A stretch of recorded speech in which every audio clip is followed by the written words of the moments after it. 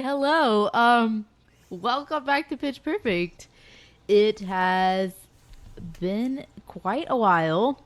Not naive to that point. It's definitely been a while since we sat down and talked. But as always, I am one of your hosts, Elaine, and not as always, I am joined by someone different today, not Melody, and we'll talk about it. But in the meantime, I'll just introduce a new host here on the podcast, Kiki. They are amazing. We love them. They're inspiring. They're great. I'm sure everyone also knows and loves them. So say hi, Kiki. Hello, everybody. I am Kiki. For those who don't know, I am the founder of I was going to say Rainbow Pitch League, of the Rainbow Foils. And together with Melody and Elaine, we have worked on the Rainbow Pitch League, bringing that to life and such. I'm very focused on the community and Flesh and Blood, specifically for minorities, whether that be, gender or sexuality or whatever. Just, I'm here for all of it. So, yes, I'm also from New Zealand, if you're not aware. Similar to Melody. Same time zone, different places. But, yes. So that's a little bit about me, who I am, and not quite why I'm here, but a little bit of that, too. Yeah, a little bit of that. Yeah, and you've been on a guest on this show more than once. I was your first guest. I say first guest. Were you our first guest? I'm pretty sure I was. We'll look that up later. I would say we'll look that up later. I thought it was. Were you the first guest on this show? Well, now I'm curious. Now I'm really curious. Now I'm like, we have to go. I'm just gonna look Now this I up feel real like we quick. need to go fact check this. Like early episodes. I remember. I do remember early episode with you, an early episode with Yuki, and an early episode with Bren. Now that I'm thinking about it, I think you are right, because we did a launch episode and then like a get to know us episode, and then maybe we did have you on. Yeah. That was so long ago. That was before Uprising even. No, that was right after Uprising came out. Our first episode released the day I was traveling to the world premiere for Uprising. Over 2 years ago. Yeah, and look how far you've come. I can't believe it. Can't believe it. There's only 47 videos to scroll through. Well, I mean, if that's any indication of our track record. I was on episode 3. Okay, so you were the Bren first was guest 4, then. Yuki was 5. Wow, look at see, I remember all the early guests, just not the exact order. It's okay. Maybe you'll be a better source of information on the podcast than I am. Maybe, we'll see. I have a lot of homework to do if you're expecting me to have that role. Oh, it's okay. It's okay. We're not professionals around here. You know that. So how have you been? How are you? I have been busy. I'm sure you're aware, as you're also busy alongside me, that we've been working on the Rainbow Pitch League, which has been great. We have a bunch of content that we need to produce for that still, so that's been keeping me personally on my toes, and I'm sure you as well. We have literally just finished the league as of this morning in regards to the games having been played. But we're not professionals, so it takes us a little bit of time to kind of work through all of the editing and commentary and stuff, so by the time you're seeing this, we probably still haven't finished actually showing everybody the league, I guess. But as well as that, we had a little bit extra to do this week as we worked on a Rosetta spoiler together. Yes, we did do that. Let's see. Should we jump into that, or maybe we should talk about why you're here? Oh yeah, okay. Let's explain that first. I guess. Yeah. Yeah, so Pitch Perfect obviously was started as an entity by Melody Likes and I. First I want to come out the gate. The biggest thing to clear is that there's like absolutely no bad blood, no reason, no bad reason that Melody is not here with us. Just that Melody has been focusing on other projects in her life, and we are very happy for her and supportive of her for that. So Pitch Perfect has been on this kind of indefinite hiatus as these transitions have been happening, and honestly, yeah, I debated letting it go for a little while, but I just really missed making content. I also felt that Pitch Perfect was farmed for a purpose and on a platform and message that I believe in and still think is really important. So I wanted to continue making content, and I invited Kiki here to come on and be my co-host for now. If Melody ever wants to come back to the space, we'll be a trio again. People come and people leave, and people come back, and all of that good stuff. It doesn't mean anything bad. We're just keeping the space warm for her possible return one day. But for now, I hope everyone is okay with listening to us talk, because that's what they're getting. Yeah, no, I really hope you enjoy our interactions. Yeah, I don't know how different the dynamic's going to be between you and I versus you and Melody, but we'll be entertaining, surely. Surely. Surely.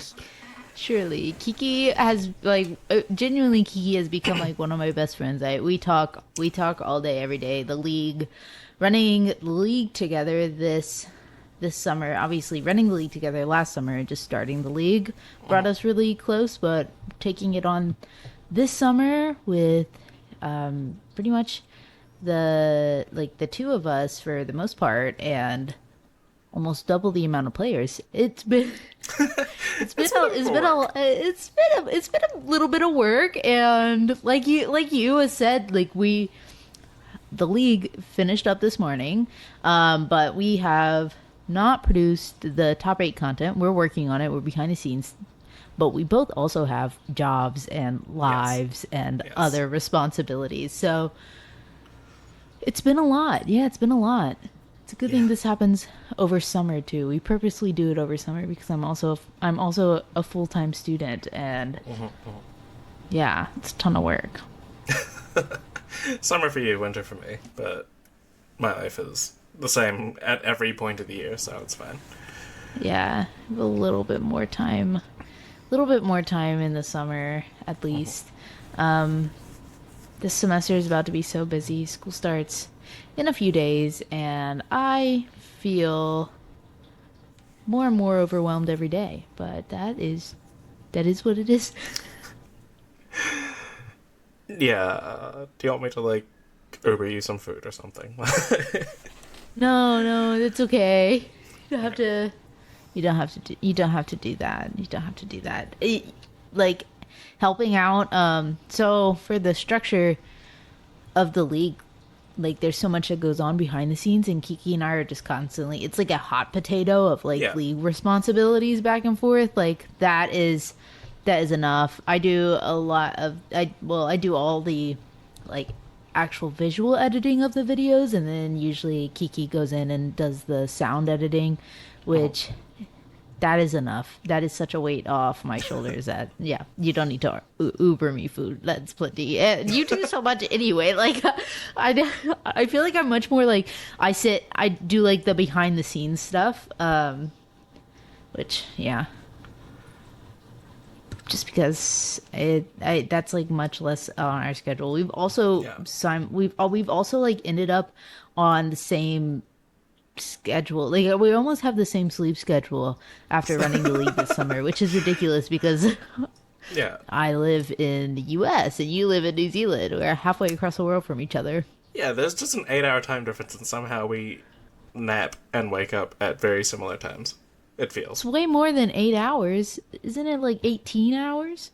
Oh, yeah, sorry. It's actually 16 hours, but I think of it as 8.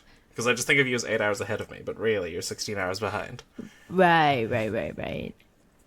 Oh, that's interesting. I think of, yeah. No, I think of it as 16. Actually, I don't even think I think of it anymore. I just look at the time and I know what time it is in New Zealand.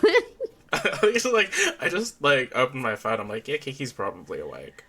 Yeah, yeah, like I know I'm like I based on the time of day, I'm like, yeah, Kiki's awake or Kiki's asleep. Like I just knew your schedule too well with my schedule. Hmm. Um I think on when we recorded this past Wednesday, like I woke up and I was like, "Okay, are you ready to record?" And you were like, "I just took a nap. Let me get out of bed." And so we were both just like texting. We're like, "All right, let's get out of bed now and record." And then we were supposed to record. So that was my morning. Your middle of the night, pretty much. Yeah. After we recorded, you went to sleep for the night, and then we were going to record that same day, but my nighttime.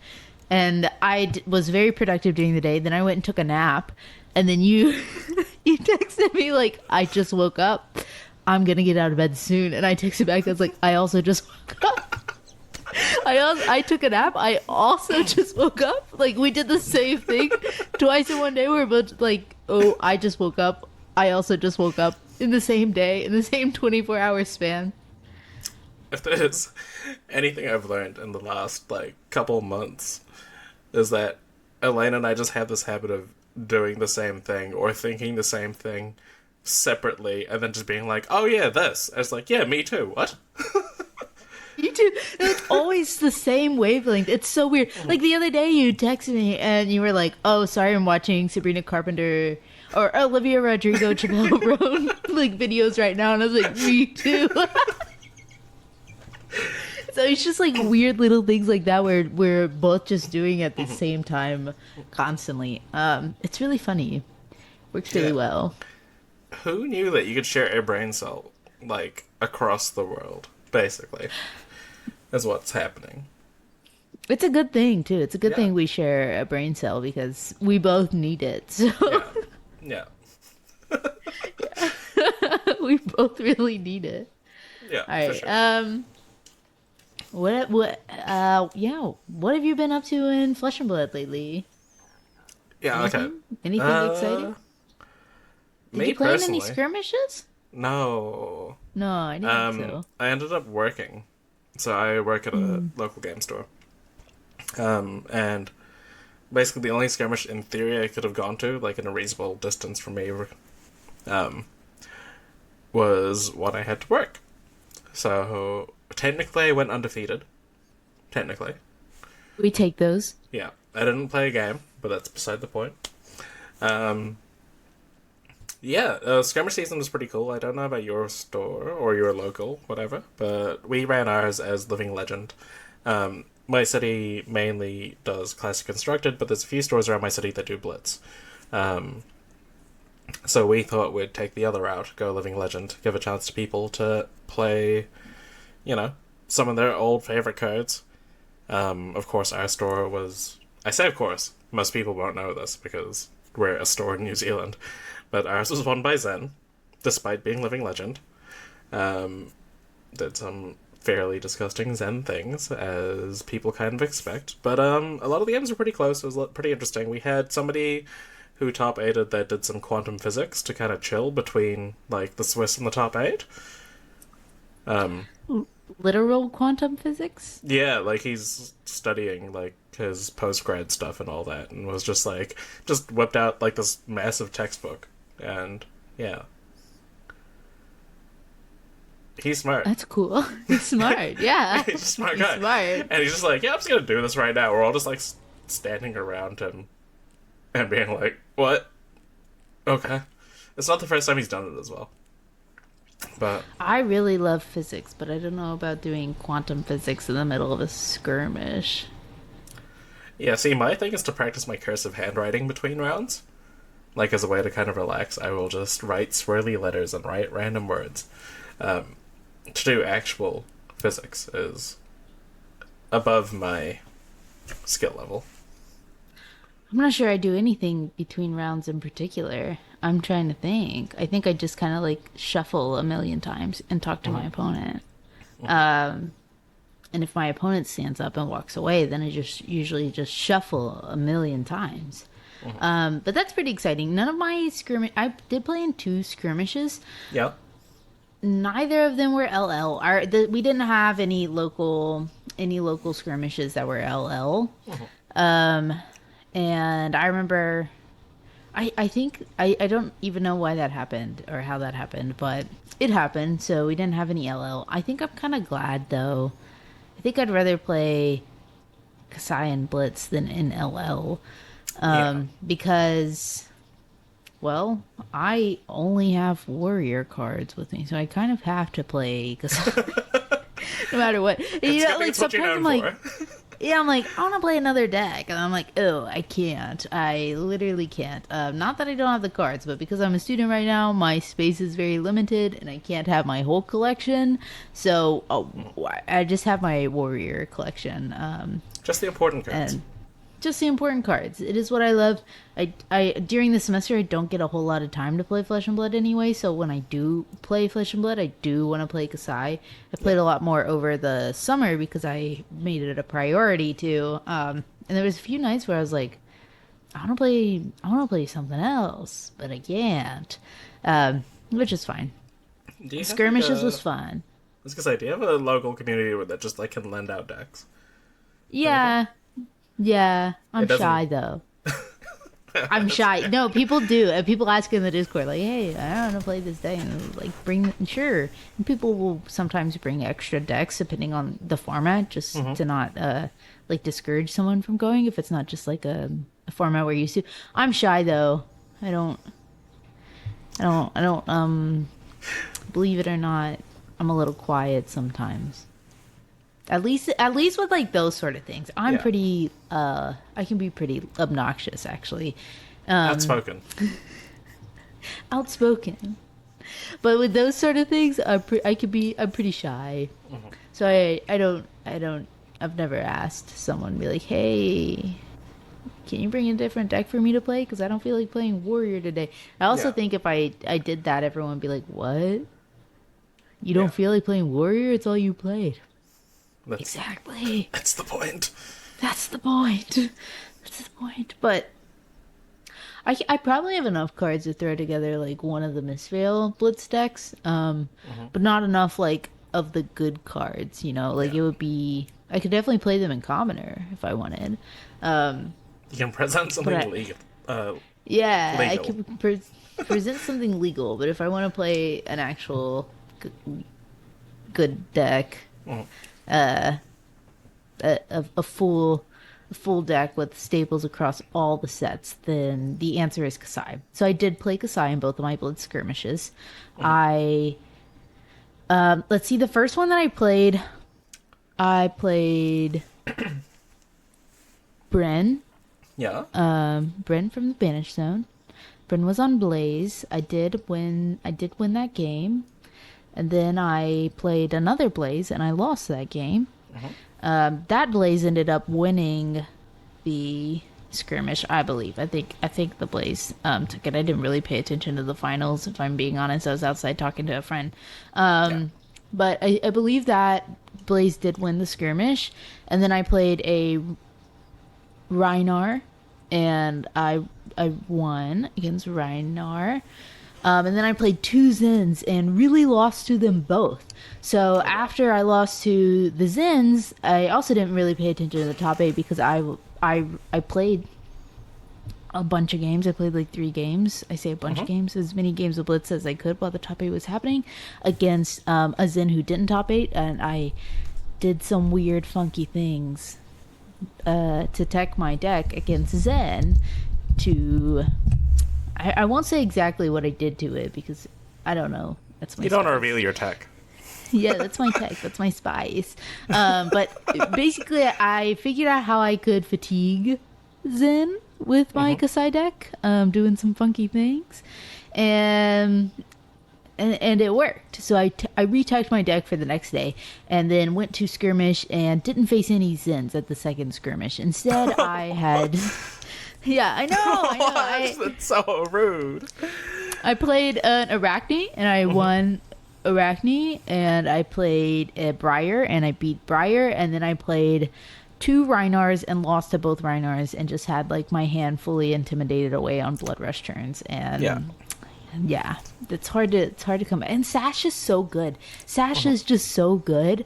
I don't know that Ryan. I don't know that Brute needed that. I really don't. I'm glad they have it. I don't know if they needed it. It's so good. It's See, I'm a classic constructed player, and I think Sash is great for that. Like, you have more life total Yeah, you to get yeah, through, yeah. and like it's one of those cards you can use to like have a catch-up turn or whatever, or push yourself ahead or something. But it's not gonna usually end the game on the spot on turn 3. But when you only have 20 life points, it might be the end of the game. yeah, and it happened with that definitely happened twice against me. I've never had a problem with it in classic construction because I is favored into brutes. Those are good matchups for me, and I like to see brutes in classic construction. I thought I like to see brutes in blitz, and I don't. Like to see. No, not with Sash around. I did not like that. With the Rhinar, like double intimidate triggers too. I was just like, well. This is fun. Didn't want to block It was. anyway. Yeah, I didn't want to block anyway. I wanted to die. No, I still had a good time. Yeah, that's what I've been up to in Fab. Aside from my armories, I went to Armory last night. And that was supposed to be LL. Yeah. And I didn't build an LL deck. I just didn't have time. So on my way to work, I grabbed my Commoner deck and I grabbed my Blitz deck and I shoved them together on the bus. And it was a bad deck. It was a bad deck. It was a bad deck, right? Because Yeah. like Blade Runner Hit and Run, I had 3 copies of because I had them in both decks. However, my Nourishing Glint Spoils, like these good cards that are above a common. Yeah. 2 copies. Rarity. 2 copies. 2 copies. It was spicy. No one would have seen it coming. Yeah, they But- played around it, and I never had it.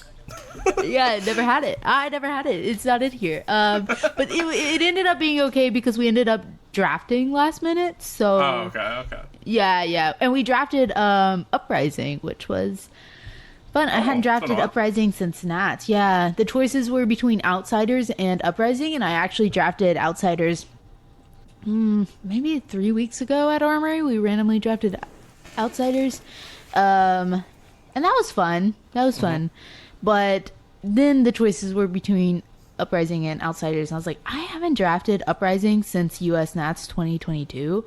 And I would love to do it again. And I guess people felt similarly. And it was a lot of fun. I've had like an itch to draft Uprising recently, actually, because like I said, I hadn't drafted it in so long. And by the time 2022 Nats came around, I had drafted Uprising hundreds of times, and I did not want to ever draft it again. But that was 2 years ago, and in the past like 6 months, I've been like having an itch, like I really want to draft some Uprising.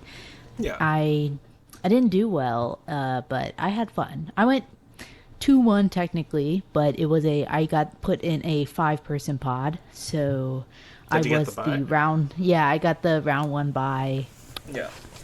Yeah, and then beat a Phi and lost to a Dromai who was on just like the big like Senpai, Yeah. Were you on Yeah. Icelander?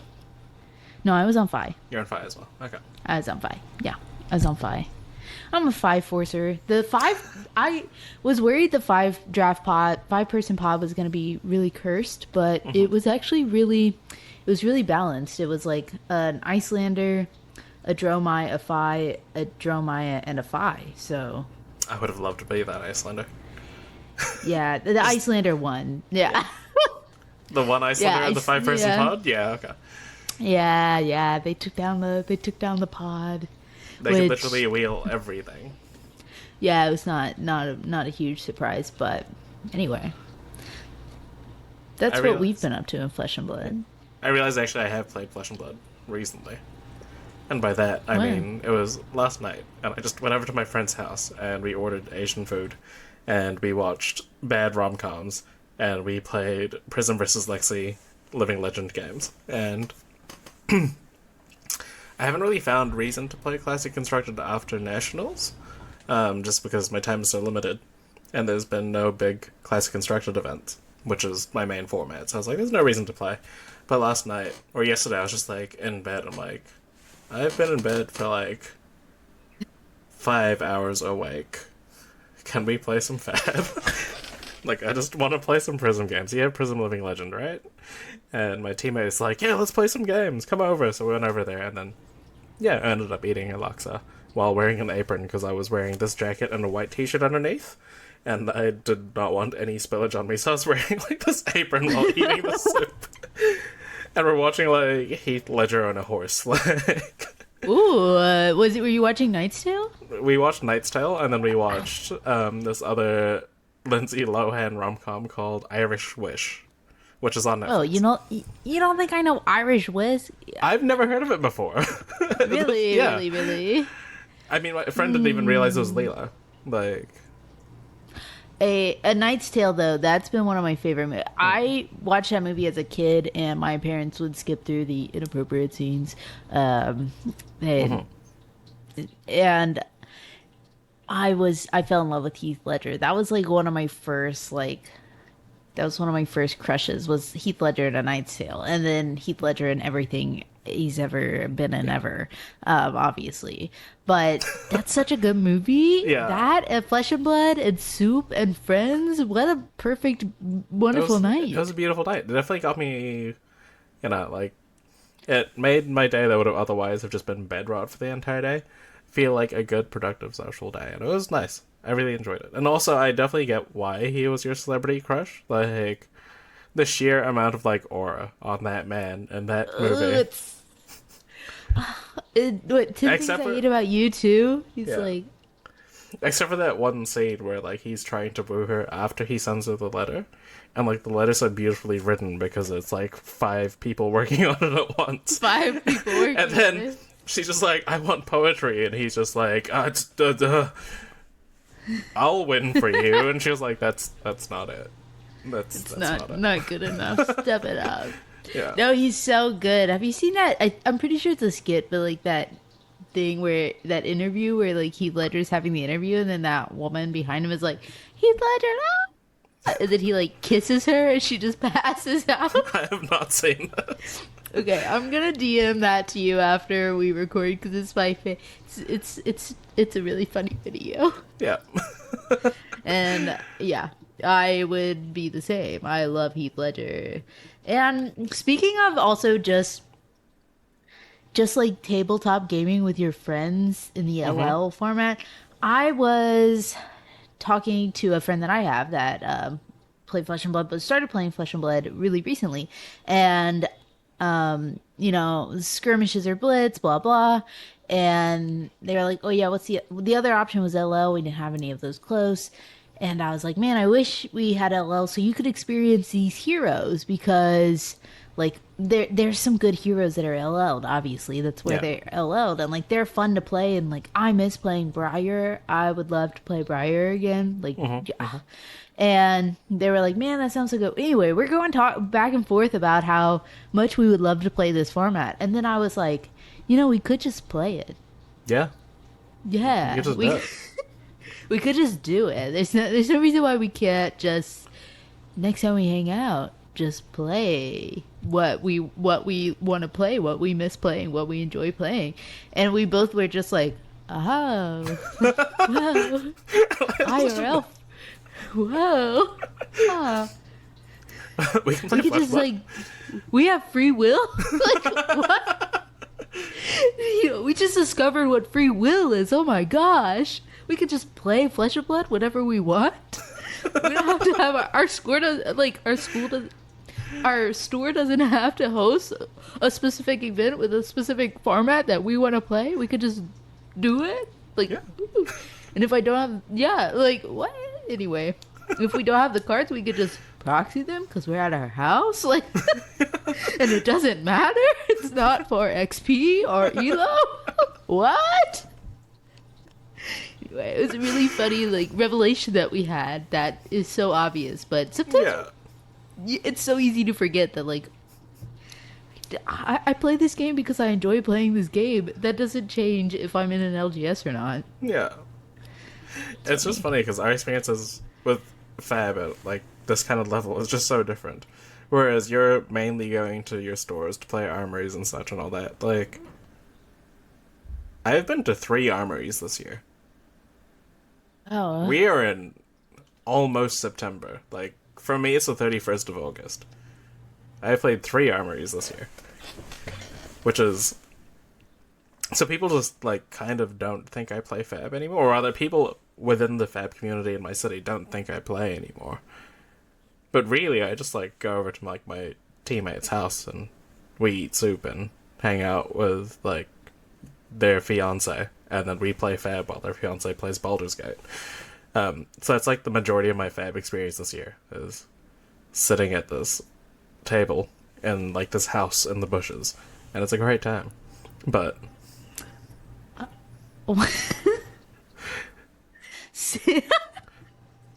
I'm sorry. You said like, you know, my experience is sitting at a table in this house in the bushes, and like, I know you're in New Zealand, so my mind just immediately started like imagining this being like kind of Lord of the Rings like themed, like with the same Lord of the Rings aura, like eating soup, like in a house in the woods in the bushes.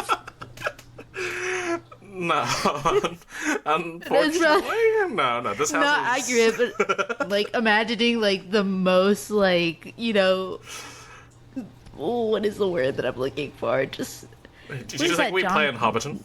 Is that what yeah, you think? like it's fantasy looking. It's like the music in the background is like, you know, a nice soft instrument that sounds mythical. Like No, the music in the background is like... Oh, I don't know how to describe it. Like SoundCloud rappers. oh, well, that's an interesting take on Lord of the Rings. It's kind of like how, you know, like in A Knight's Tale, like the music is very much not of the time, and they're singing along to We Will Rock You despite the fact they're medieval. Like, it's kind of like that, you know? Like, it's Yeah. also like the main love interest's like fashion sense is like so 2000s. Whereas, like, everyone else is, like, in this, like, old period time, like, garbs and stuff. And she's, like, just there with her hair in, like, a bun with it, like, kind of spiked out. She's got, like, purple eyeliner or something. She has highlights in her hair. She's wearing, like, this sheer dress that, like, covers, like, the chest area, but, like, the shoulders and, like, the middle of the chest area is, like, sheer dress. I'm like, this is... Like, it's fire, don't get me wrong. I love it. But, like... I love it. It's She's a subliminal- time traveler. Yeah. Yeah, well, She's not meant that's to what be there. I was gonna say it's subliminal messaging that this love transcends time. Yeah. Yeah. It's very intentional. You know, it's time. It's all so timeless that it Exactly. doesn't matter. That was literally my joke about when, like, because my friend was just like, why is Queen playing? Why are they saying to Queen? I'm like, Queen is just so timeless that it even goes back in time. Yeah, it's so timeless it goes back in. Yeah. Same thing with the. I have spiky hair. Yeah, today. I was just kinda spiky thinking that, hair. yeah. I actually I have, have my eyeliner is purple. You can't see that on the camera. Oh my gosh. Are you the My love interest? I Heath Ledger's love interest. Wait, this makes sense because I've been obsessed with it. It's subconsciously I have dressed myself like Heath Ledger's love interest. Welcome to Pitch Perfect with Kiki and Jocelyn.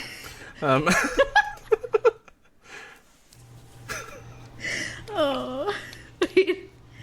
I'm sorry. You were gonna say something though before I realized that I am Heath Ledger's love interest. What was that? I don't remember anymore. I don't remember. I'm sorry. It's okay. Like, if it was important, then, like, sure. Yeah, it was important. You know, speaking of the color purple, you were recently in a purple dress. I was recently in a purple dress. We just lived through Rosetta spoiler season, and there are a few things we're gonna talk about. One, the fact that you had a spoiler, that I wore a purple dress for. How Mhm. was this process? So it was a Thursday. I was at work. I was surrounded by customers. There was a lot of kind of like noise going on. Um, to kind of soothe myself, I pick up my cell phone. I see a notification by email. And this is strange because normally when I see notifications via email, I don't know why I'm telling this like some sort of story, but we're gonna argue I about it. love it. I love it. Keep going. Normally it is your Uber trip for this morning costs this much. So this is what I say when I see my email notification, and it's like, okay, I can just ignore this, and I go to like remove it from my screen, my notifications. I'm like, hold this 1 second. This is Fab content. Excuse me. So my coworker's just standing there. There's no customers at the counter at this point. I check my email. I'm like, oh, would like you to be a part of the spoiler season. And I'm like, okay. And it's like, if you're interested, please respond with your details. And like me trying to play it cool. No, I responded immediately. Just like, yes, I am about it. This is my address. These are my details. So on and so forth. And usually during the spoiler season, I see a message from like Elaine and Mara and like the kind of usual people I expect to get spoilers kind of thing. Whether it's like, did you get a spoiler? I got a spoiler, so on and so forth. So naturally, my first thought was like, surely y'all have one as well. Maybe you just haven't seen the email because for some reason I happened to pick up my phone the minute I got the notification, which is odd, but. And then he told me you didn't have one. And then Mara told me she didn't have one. And I was like, huh, interesting. Okay. Maybe it's a smaller season, I don't know. Maybe they're giving me the other ones. Maybe they're tiering it, I don't know. But yeah, so I kind of got excited about this and like was thinking about it. And You should. yeah, no, I spend a lot of time, I think, thinking about scripts and constructive ideas. Oh, sorry. Not constructive. What am I thinking for? That creative ideas of ways that I could be a bit different from other people, I guess. Apparently my niche is Canva videos. That's what I do. But yeah, so while I was thinking about it, I'm like, oh, I wonder if I can, like, ask about, like, what talent I have. Because they didn't give me information on the card in the first email. So I'm like, can I ask what talent it is? So I can kind of get an idea if I need to do earthy things or lightning-y things, And they sent me a picture of the card being like, this is your spoiler. And then I look at it, and I see this art, and I'm just like, this is just Elaine. Looking at this piece of artwork, I'm like, this is Elaine right here. Like, so I'm like confirming with you again, like, do you have a spoiler? If not, do you happen to have anything that looks like this? Because I thought it'd be really cool to like bring Elaine along in this journey. Because this character was very obviously her, and for those that have seen the card, like, I'm sure 99+% of you will agree, like, this is basically a spitting image. Yeah, so thankfully, Elaine agreed to join me on this. And with Mara, of course, she and I had this kind of back and forth kind of, I guess it's fan fiction functionally, right? Like, Yeah, like role play. yeah. So Role play. yeah, I just decided it'd be cool to carry that on. So we kind of all together, or rather, I spoke to Elaine and Mara separately a lot to kind of build this story in my head of how this was going to happen. I'd go back and, share the opinion with both of them and see what they would think and change anything. And a lot of the stuff that I did in terms of like writing or the voiceover stuff I did was kind of on the spot. Like, I had an idea of what I wanted, where I wanted it to go, but in terms of actually having it, I would write the script in about 15 minutes beforehand, and then I'd do about 6 takes and kind of just cut out the parts I don't like or change the script as I go along. Maybe 6 takes is too generous. It might be closer to 10. there's a lot of recordings of me just like going and then halfway through stumbling on a word and then just like cussing and being like, no, I can't use that now. I just swore. So, yeah. That's kind of where it went in terms of that. And then, of course, is the process of actually constructing the video and stuff. And, like, in the last spoiler season, I just had a lot of images and would do a voiceover over that to kind of tell a story.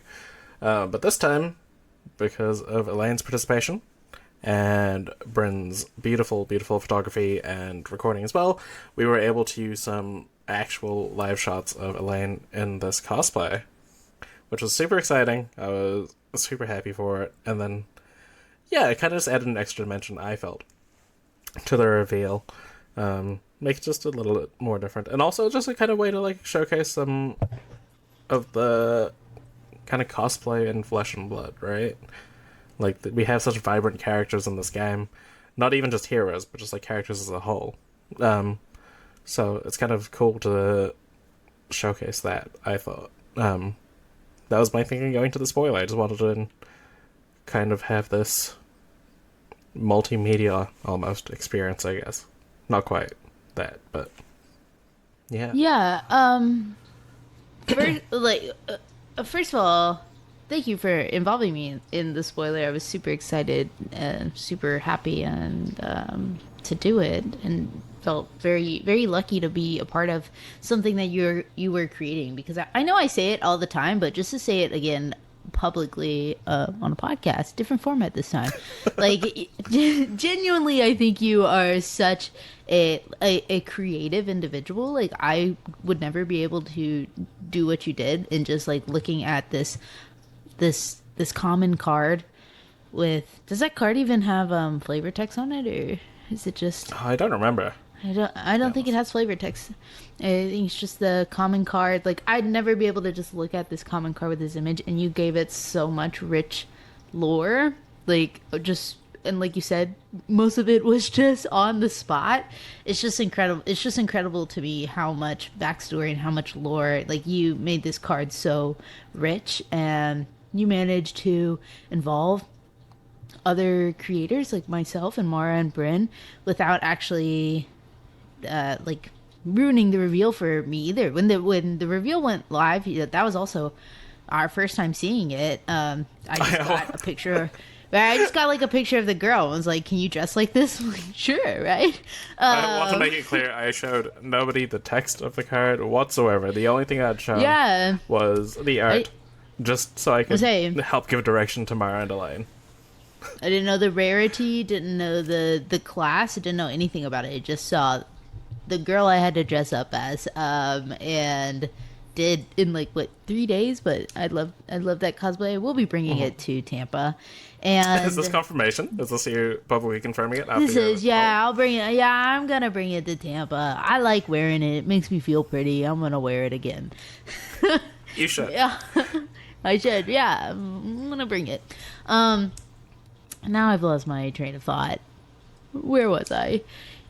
But I just don't think, like, I would have never been able to do that. I did see someone commented a similar praise that I'm giving you right now on the YouTube reveal. Like, just to be able to get so many creators involved, create such a rich backstory, like this whole thing you put out teasers for it. It was just really incredible to me, and just all the more deserving of why you deserve the spoiler card. Like, because not only did you put out a fantastic spoiler that is leaps and bounds creatively of what I can achieve and what I can do, and what I think many people do. Like, I really do think this is just a talent that you have. But also, you just brought you bring people from the community together, which is, a reason why I'm also just proud to work with you. So congratulations. Thank you. Super excited you got the spoiler. It was very deserving and very well done. And I felt very privileged to be a part of it. Thank you. I'm super happy that you're a part of it as well. Really glad. Even if it wasn't the fact that I saw this, I'm like, yes, I want you to cosplay this. As y'all might be aware, I'm kind of big on the community side of things, of Flesh and Blood. It's kind of my Yeah. jam. So I kind of knew before I even saw the card, I was trying to think of people I could kind of bring together into it or whatever. Um, really showcase other people. Yeah, so I'm really glad I was able to get a few of you on board with it. Especially because I didn't realize that it was going to be a smaller kind of spoiler season. Yeah, In regards which to, yeah, I don't know how many cards are going to hide until the premiere, you know? yeah, I would say which is what we're about to talk about next because this spoiler season was a much smaller spoiler. I saw someone sent out someone like sent me a document the other day about like all the cards that were still left to be revealed Mhm. and well, I don't think we've seen legendaries. I don't remember the exact numbers that they said they were revealing, but what is it like 40 is it that we've only seen like 40% of the majestics or we still have 40% or something left to see? There's a lot of I can't Majestic still to go, remember. I can't remember. I've seen a similar document, if not the same. Yeah. But yeah, we've got a lot of like what makes up the set as like a base level kind of this is what you're going to be doing for limited kind of thing. This is what you're going to need. And then a little bit of spice here and there to kind Exactly. of give you some direction. But like for example, we have no idea how Verdance is going to try to close out games in Classic Constructed at the moment. Um, yeah, we've seen some Majestics at the very start where they kind of showed off their specializations or whatever and got us excited about the mechanics, but we don't know how it ties in all together yet.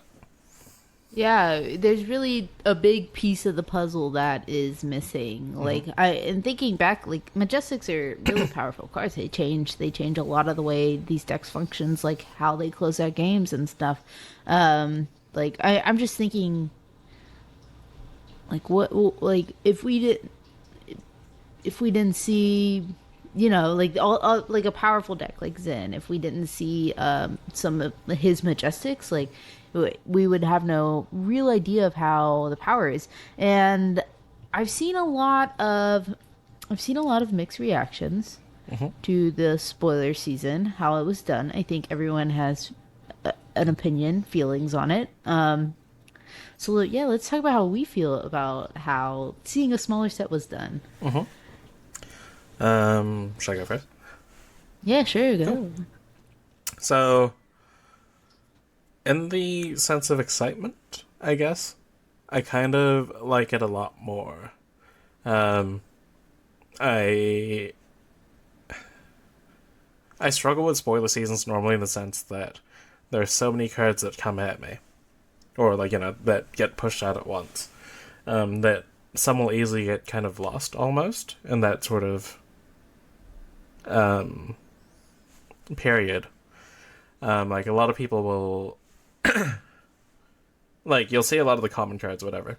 You'll be like, oh, that's fine. Like, that's cool. You'll see it, you'll move past, you'll see it move past, and then you'll start talking about, like, the Majestics that you see, kind of thing. Um, so I think it's really interesting to have it in the smaller kind of sense. Or maybe not necessarily smaller, but there's fewer cards, like, revealed on a day, I guess. Maybe that's a way to put it. Like, you get to pay more attention to the cards that are revealed. So from, like, an excitement level, it means you kind of appreciate, I think, the cards more as they come out. Um, Also, like, as like an older gamer, like I realized the other day I've been playing card games since like what 1999, I want to say, so that's like 25 years ago. Um, not I'm having 25. whoops, I saw that look in your face. I was like, oh no. There we go. So my card gaming career is Lane's age. Um, I mean, I was granted, born in I was born in 99. Yeah. I was gonna say, granted, like I was only six then, so I wasn't like really a card gamer. Like I Right. had, Not a big gamer. I Pokemon or yeah, I had like those like card games that I'd play as kids, would play as kids, whatever. But I guess like I've been like playing card games somewhat competitively, or like to the point where I'm like conscious of it being a thing outside of just I play this at home since like 2008, I want to say. And spoiler seasons have been always something that excites me. Like you get to see the new cards before they come out, and like you don't know how it all works, and something about that mystique kind of or mystery rather like really like captures me. Like I love the idea of going into a pre-release, not knowing all of the cards.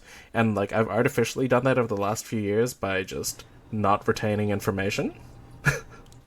But there are like some pre-releases like yeah, like I kind of just enjoy discovering the cards in real time almost. And like I think the smaller spoiler season for me, even though I'm not going to the premiere because I can't afford to go to Florida, and then B, I'm not going to a pre-release because I'm going to I'm holidaying that weekend. I say as I can't afford to go to Florida. Um,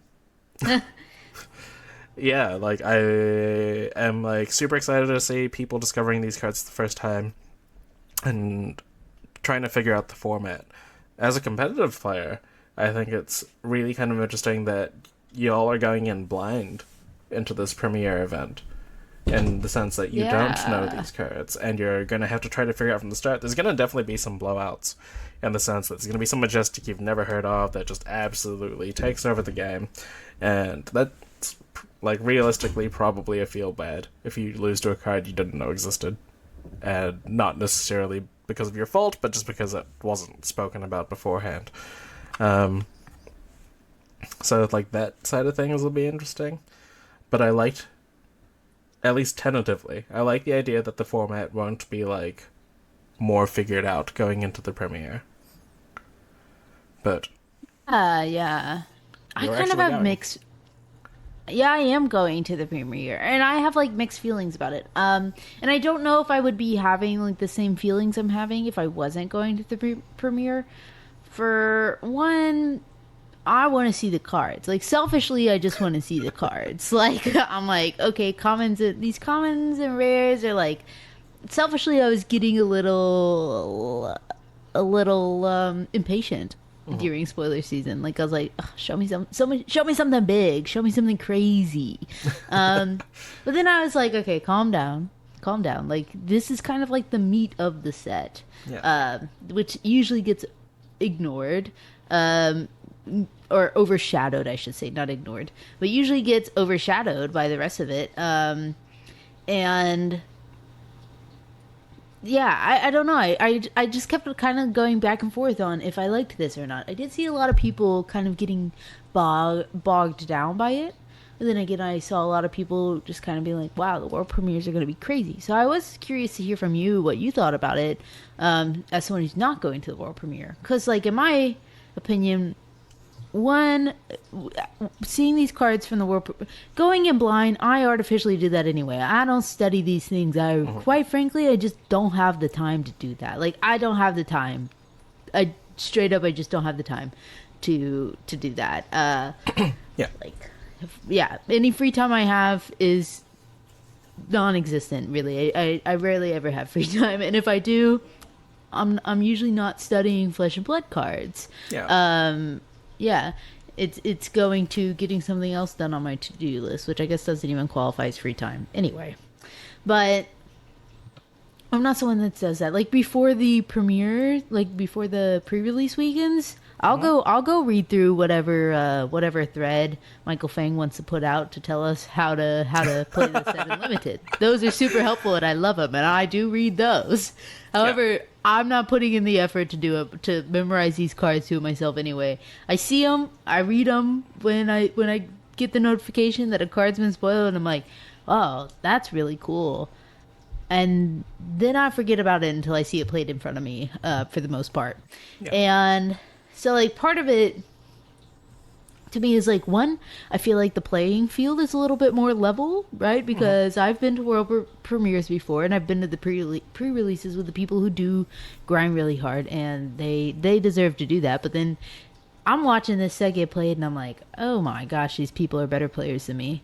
These people are just better players than me because I wasn't thinking about doing that. I would have never known that that could work like that. You know, like I always have these experiences at pre-releases, which are good things, I think. But um, I guess I won't have as much as that going into Tampa.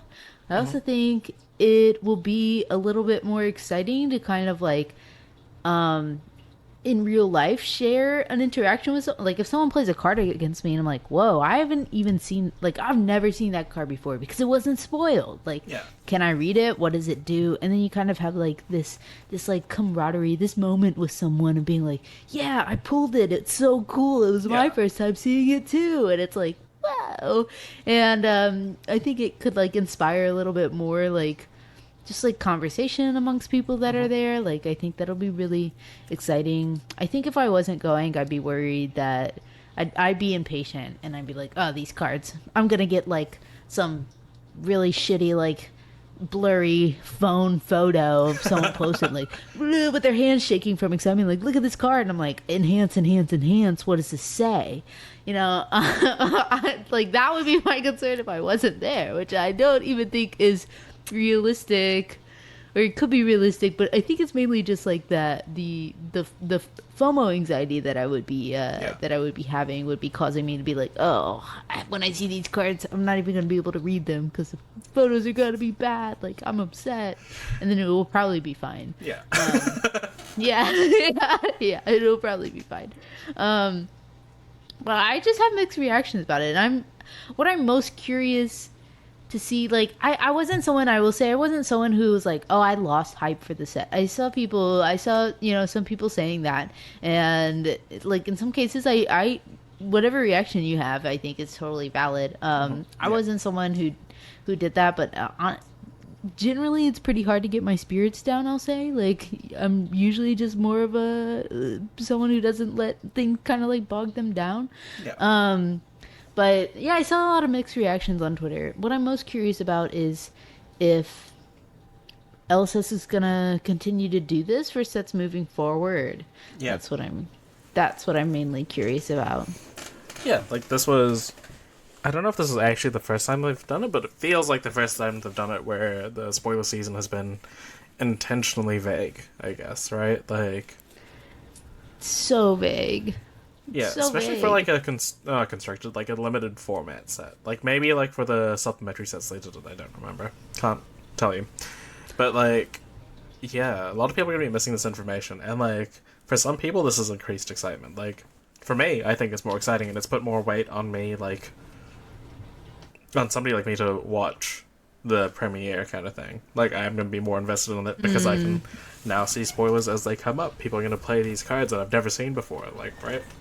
But then for the people that just want to know everything now, like this is obviously going to kind of dull the mood for them because they don't know what to build up to. So I guess there's like a difference. Neither is correct, I think, but it's just a case of whether you're the kind of person that will get excited about these small details, smaller cards kind of thing, and try to figure out the bulk of the format as a limited format, or if you're the kind of person that wants to mainly just see the power cards, try to get hype over that. Yeah, I'm not like, I guess that's a good point, because I'm not the type of person who's going to try and figure out the format before I play it. Like, that's just not me. It's not in the cards for me. Yeah. So I guess that's probably why it's easier for me to not like get upset about not seeing all the cards, because that's not something I would do anyway.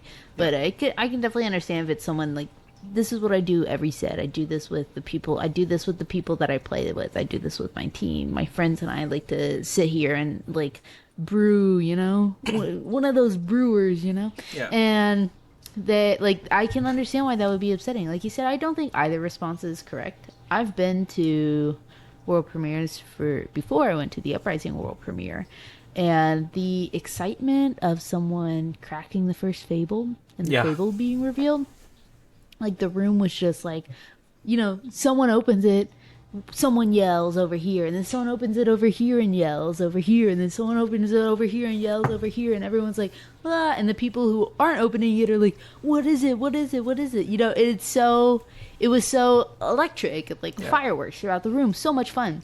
And if there are really crazy Majestics that kind of like, someone gets really excited about what they just opened, what they just read, like, oh my gosh, wait, this card's busted, now I understand, like, now I understand Verdance or whatever. I think that could generate that type of excitement times 1,000, or Yeah. not, probably not 1,000, But a lot. but you know, Yeah. yeah, but a lot. It could like it could really amplify that excitement. And I think that could be really really cool to experience in person. Yeah. So Like excited to see how it is. I'm not really like I am the kind of person who gets FOMO, I guess. I'm not upset that I'm not going to Tampa in the sense like it's a premiere event, that's fine. But like the energy in that room is going to be so ecstatic. Like especially like with previous world premieres and stuff. It's just been the Fable and maybe Marvels if they exist that haven't been spoiled in advance. Yeah. But this time I will also say there's no legendaries that have been revealed. Oh right. There's like None. 6 more legendaries that I think there's 6 in the set. That's going to be new to people. And that's also going to be like hella exciting, especially like if you open like a cold foil one. If you open like if they have like full art ones kind of thing, like who knows? Yeah.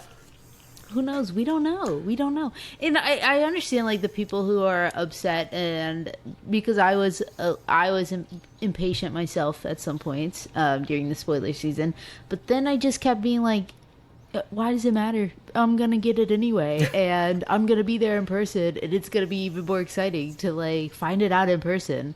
Like, I'm just really curious if it's something that LSS thought went well, Yeah. and that they'll continue or not. I do think you said it when you were explaining what was going on with the spoiler with why spoiler season was different this year.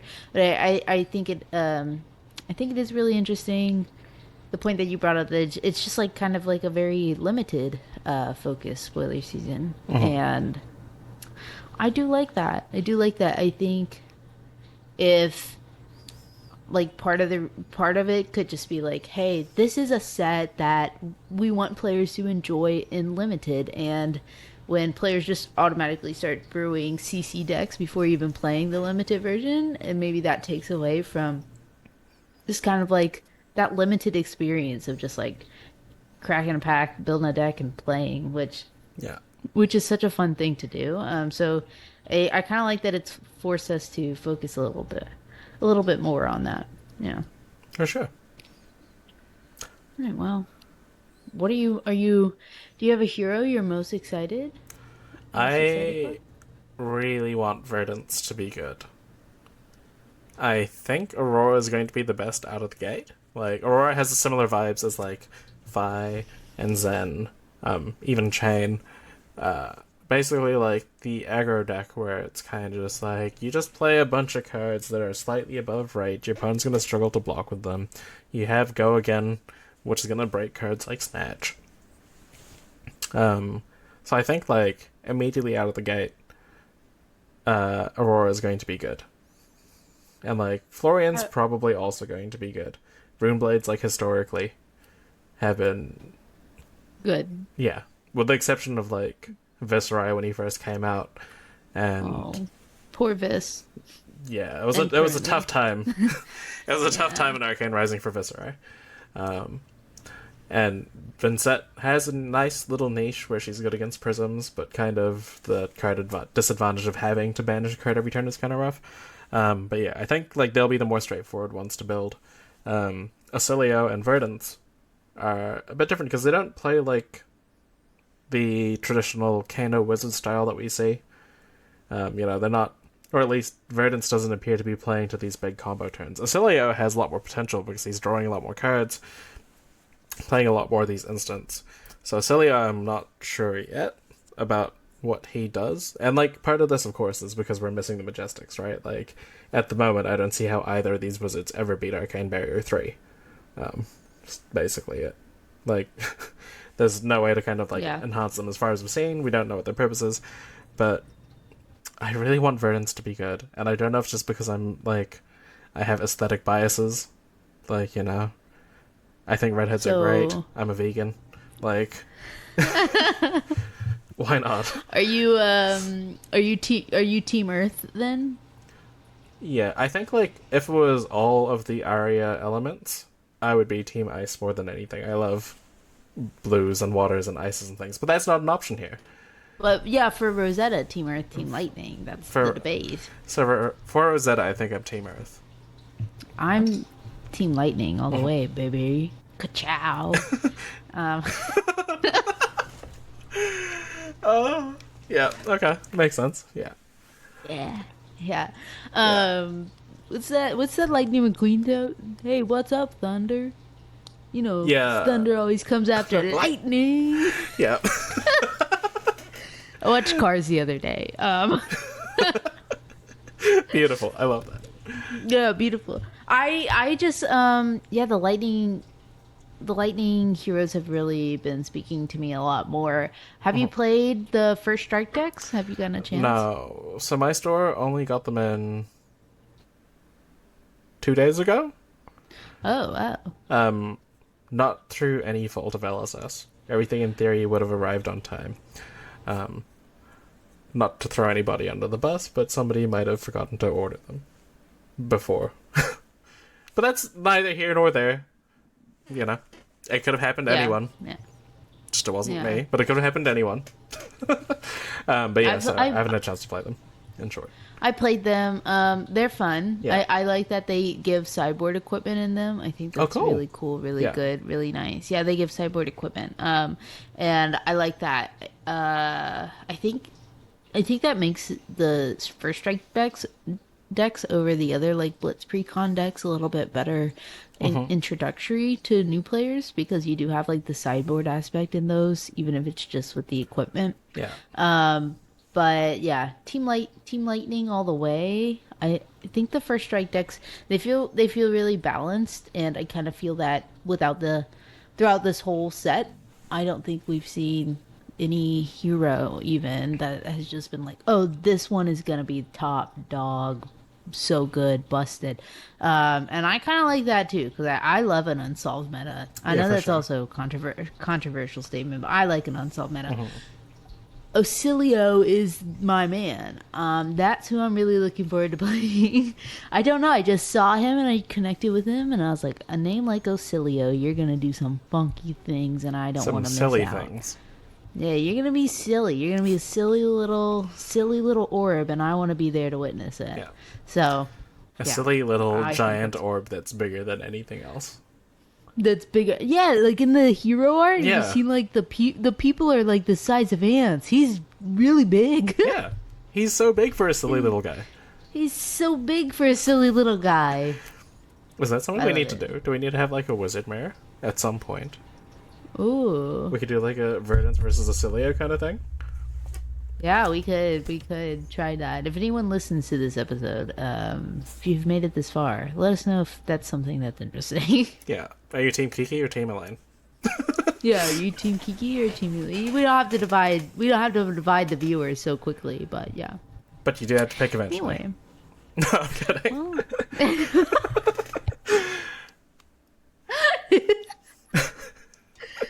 There will be there will be a competition at the end of this, you know, if we have yeah. You do have to pick eventually, sorry. That's it's I had well, I'll tell you later. Anyway, Okay. I'll tell you after we finish recording, but I think that's all we have today to talk about. I believe so, yeah. Yeah. Yeah, I think so. So, yeah. Kiki, new host of Pitch Perfect. Where can people find you? Oh, so you can find me on Twitter, currently X, at Kiki_LA93. That's Kiki_LA93. It's definitely not the year I was born. I guess technically I have a YouTube channel. I don't remember what the tag is, and I rarely post on there, but technically the Rosetta spoiler is on there because of time limitations on Twitter, I found out. So you could probably find my YouTube if you really wanted, but I don't think you need to. Mainly just Twitter. Yeah. Yeah. And you can also find me on X, formerly known as Twitter, at eHamOnTree. That's eHamOnTree, like bacon on bush. 3 words, pretty much. It's very simple. And yeah, Kiki and myself are now are now the entity that is Pitch Perfect, and we also, as we talked about a little bit in this episode, run the Rainbow Pitch League. So all of that is also in my Twitter bio if you want to go find it. That's all for this week. We will see you guys again. We're gonna be putting out. We're gonna be actually making content. So thank you for listening, and until next time, bye.